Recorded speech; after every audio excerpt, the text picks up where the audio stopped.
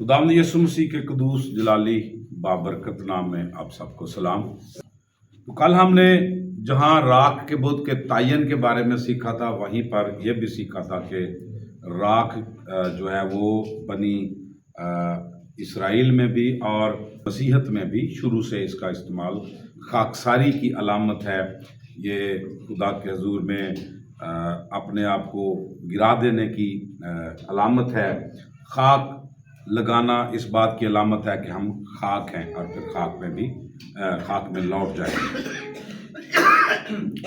और इसी दौरान इस लेंट सीजन के दौरान में आलम मसीहत में रोज़ा भी रखा जाता है और इसको इसीलिए लेंट के साथ जोड़ा जाता है। अमूमन इसको हम रोज़ों का सीज़न कहते हैं या यही कहते हैं, हालांकि लेंट में और रोज़े में उसके लफ्जी मायने में बड़ा फर्क है।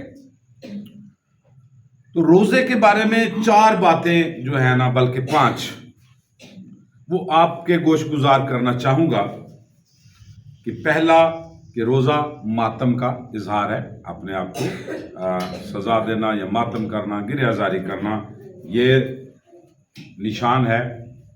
दूसरी बात कि ये तौबा का निशान है, लौटने का। तौबा का मतलब है अपने पाँव पर फिर जाना, एड़ियों के बल घूम जाना, अपने नक्शे पा को ढूंढना, जहां जहां से हम गुजरे थे फिर उसी रास्ते से वापस जाना और उसको ख़त्म करना या मिटाना, या उस रास्ते से दोबारा जाने का कसद ना करना। यानी हमने कोई गुनाह किया तो उस गुनाह को हमने ख़त्म करके फिर दोबारा अपनी ज़िंदगी में उस गुनाह को नहीं आने देना।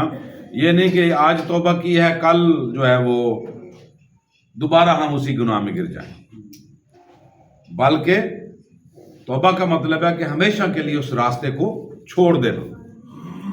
नंबर 3, फरोतन होने की अलामत है। नंबर 3, फरोतन होने की अलामत है। और फरोतन होने का मतलब है कि हम अपनी खुद इनकारी करना, अपने आप को मिटा देना। और नंबर 4 पर है, बहुत दफा या बाज दफा खुद सजा याबी की अलामत था, अपने आप को सजा देना। खुद इत्साबी भी इसको कह सकते हैं, लेकिन खुद सजा याबी ये ज्यादा मौजू लफ्ज है। यानी अपनी नफ्स कशी करना, अपने आप को मारना, खुद को सजा देना। और नंबर 5 पर है, खुदा से हिदायत पाने और मदद के लिए रोजा रखना। खुदा से हिदायत पाने के लिए और मदद के लिए। और बाज लोगों का ख्याल ये है, या ये होता था अहद अतीक में भी, आज भी बाज लोगों का ख्याल ये है कि रोजा रखने से हमारी फरियाद एकदम सुनी जाती है। जब हम दुआ और रोजे के साथ खुदा के हजूर में जाते हैं तो एकदम हमारे खुदा सुन लेता है और हमारा सब जायज नाजायज काम हो जाता है, जायज भी और नाजायज भी। लेकिन अंबिया जो हैं ये इस बात की नफी करते हैं। अंबिया हरगिज इस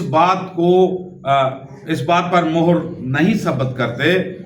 अंबिया इस बात की तस्दीक नहीं करते कि रोजा रखने से आपके नाजायज काम भी हो जाते हैं, या रोजा रखने से आप बिल्कुल खुदा की हजूरी में एकदम आ जाते हैं। अगर आप तौबा नहीं करेंगे, अगर आप खुद को फरोतन नहीं करेंगे, अगर आप अपने आप को खुदा के हजूर में गिराएंगे नहीं और अपनी बुरी रवश से बाज नहीं आएंगे, खुदा इसका जवाब नहीं देता।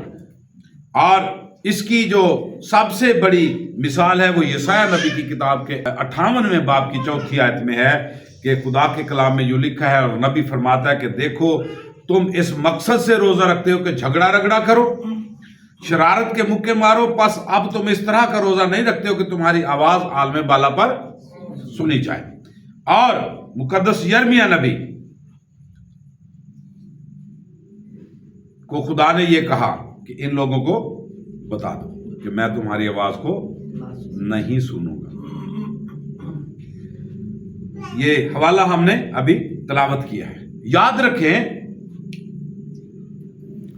کہ یہودی نظام روزہ بالکل ہمارے اسلامی نظام روزہ کی طرح ہے، اور یعنی اگر کوئی روزہ نہیں رکھ پاتا تو اسے شریعت کی خلاف ورزی سے بچنے کے لیے ضروری تھا کہ کفارہ دے، ضروری تھا کہ غریبوں کو خیرات دے، ضروری تھا کہ وہ کچھ نہ کچھ، بلکہ ایک خاص مقدار، آج بھی خاص مقدار ہے کہ اگر آپ کا روزہ چھوٹ جاتا ہے تو اس مقدار کو آپ نے غریبوں کو دینا ہے۔ کچھ پیسے کی مقدار ہے یا سونے کی مقدار ہے یا کھانے کی مقدار ہے، اس کو غریبوں میں بانٹنا ہے، تو پھر اس طرح کفارہ ہو جائے، یا اس کے عوض آپ نے 2 یا 3 روزے اور رکھنے ہیں۔ روزہ چھوٹ گیا، سارا مہینہ آپ ظاہر ہے وہی روزے رکھیں گے جو فرض ہیں، اور اس مہینے کے بعد پھر آپ ان روزوں کے عوض روزہ بھی رکھیں گے اور ساتھ میں خیرات بھی کریں گے۔ اور روزے کے دورانیے میں جیسے ہم نے پہلے بھی جانا کہ کھانا پینا بالکل منع ہے، کوئی چیز نہیں کھانی۔ اور یاد رکھیں کہ اہل یہود کی جو فقیہانہ شریعت تھی، یعنی وہ شریعت جو فقیہوں نے اخذ کر رکھی تھی بائبل میں سے، وہ فرماتی ہے کہ کفارے کے دن کھانا پینا، نہانا، اپنے سر میں تیل لگانا، سینڈل پہننا اور اپنی بیوی سے مباشرت کرنا قطعاً ممنوع ہے۔ اور پھر جو دوسری کتب ہیں، یعنی بائبل سے ہٹ کر بھی کچھ کتب ہیں جن کو ہم اپاکرفا کی کتب بھی کہتے ہیں، وہ کتابیں جو چھپی ہوئی کتابیں ہیں لیکن وہ بائبل کے کینن کا حصہ نہیں ہے، بائبل میں ان کو شامل نہیں کیا گیا۔ ان میں بھی بہت ساری باتیں ہیں جو لکھی ہوئی ہیں، اور میں چاہوں گا کہ آپ کے گوش گزار کچھ تھوڑی بہت بات کر سکوں۔ یہ جو زبانی روایات بھی ان کو کہتے ہیں، اور اورل لا انگریزی میں ہے، دی اورل لا، اور اس میں لکھا ہے کہ یہ زبردستی اس پر عمل کرواتے تھے۔ یہ لوگ سینہ بسینہ اور پشت دار پشت اس روایتی شریعت کو ازبر کرتے تھے، یاد کرتے تھے، کیونکہ روایتی شریعت کو بھی پاک شریعت کے مترادف مانا جاتا تھا، خیال کیا جاتا تھا۔ اور صدوقی جو تھے وہ کہتے تھے کہ یہ جو زبانی شریعت ہے یہ ٹھیک نہیں ہے، لیکن صدوقی یہ کہتے تھے کہ بے شک اس شریعت کی تعظیم کرنا اچھی بات ہے، مگر یہ چیزیں موسوی شریعت میں درج نہیں ہیں۔ اور اہل یہود بچوں کو کفارے کے دن کے روزے کے رکھنے کے لیے تربیت دیتے تھے، اور تاکہ جب وہ بالغ ہو جائیں تو اس ملی روزے کا ان کے دل میں خود بخود احساس پیدا ہو جائے۔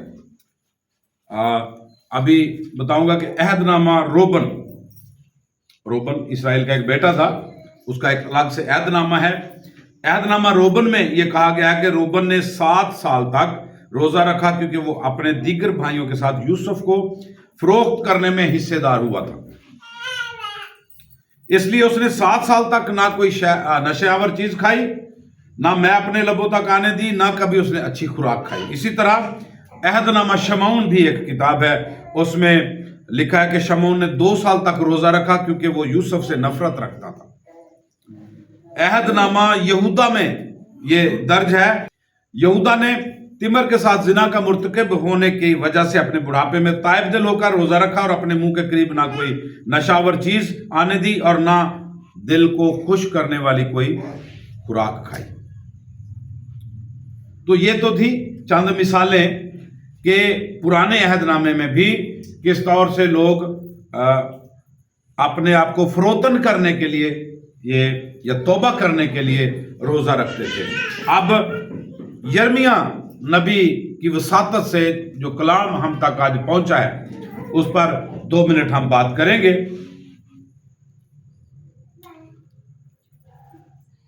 ان لوگوں کے لیے دعائے خیر نہ کرو اور نہ میں ان کے روزے کا جواب دوں. یہ وجہ کیا ہے؟ وجہ یہ ہے کہ یہ لوگ دکھاوے کا روزہ رکھتے، توبہ نہیں کرتے. ظلم اور بربریت ویسے ہی ہے. اپنے بھائیوں کے ساتھ یہ نفاق رکھتے ہیں. لیگ پولنگ بہت ہے. اگر کوئی ترقی کر رہا ہے تو اس کو کھینچنا اور گرانا یہ وتیرہ ہے.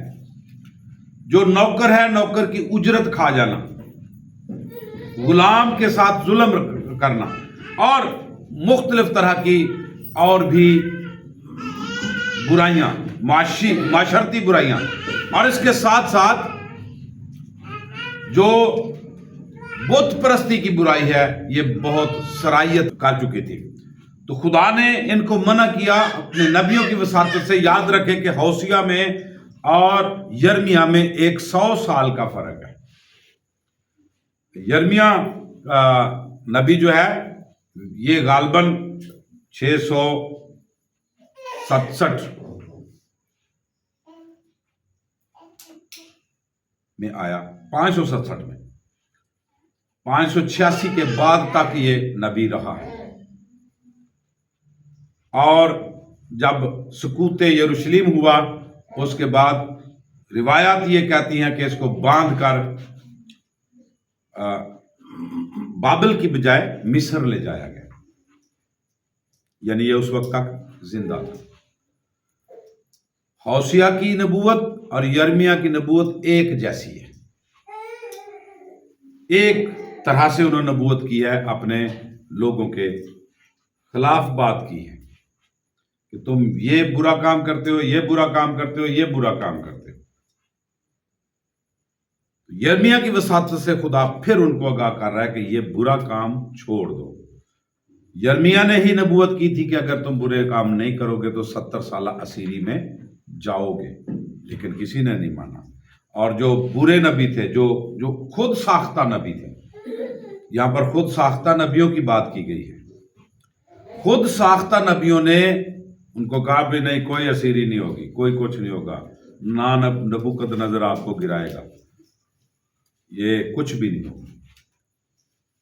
لیکن اسیری ہو گئی، سقوط یروشلم ہو گیا اور یہ 70 سالہ اسیری میں چلے گئے. آج کے زمانے میں ہم اپنے ارد گرد نظر دوڑائیں تو ہمیں بھی بہت سارے ایسے نبی مل جاتے ہیں، ایسے پادری صاحبان مل جاتے ہیں جو کہتے ہیں روزہ رکھو سب کام ٹھیک ہو جائیں گے. لیکن یاد رکھیں کہ توبہ کے بغیر، انکساری کے بغیر فروتن ہوئے اور اپنے آپ کو خدا کے ہاتھوں میں دیے بغیر نہ دعا نہ روزہ کسی کام کا ہے. آج شام میرے لیے اور آپ کے لیے یہ پیغام ہے کہ ہم اگر روزہ رکھتے ہیں تو پوری دل جمعی کے ساتھ فروتن ہو کر توبہ کر کے خاکساری کے ساتھ روزہ رکھے تاکہ ہماری آواز عالم بالا پر سنی جائے. خداوند اس کلام کے وسیلے سے آپ سبوں کو بڑی برکت دے. خدا باپ بیٹے روح پاک کے نام سے آمین.